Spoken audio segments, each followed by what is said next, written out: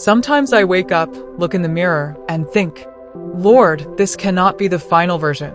Surely, there's an upgrade coming. And the Holy Spirit whispers back, my child, that is the upgrade. You're exactly how I designed you. So I sigh, adjust the eyebrow that refuses to obey any human authority, lift my chin that doesn't have the sharp Instagram-approved angle, and say, okay, Lord, if you say so. In my channel, I will talk about my personal experiences and how they have shaped me to become who I am today. My encounters with life, the Word of God, and the truths that have set me free.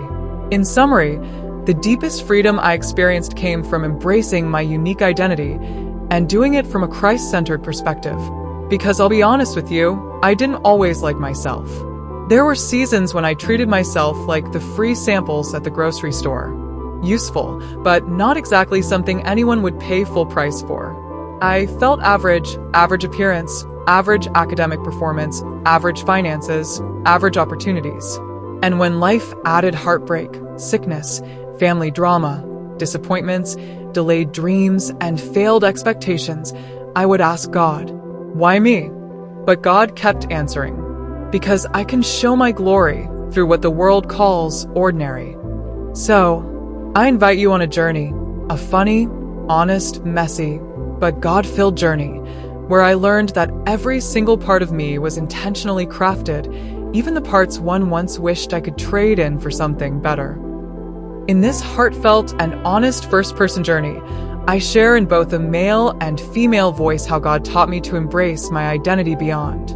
My humble beginnings, my average appearance, my academic struggles, my financial hardships, my painful marriage and its end, my failed romantic relationships, my health battles and limitations, my family conflict, my disappointments and unmet expectations.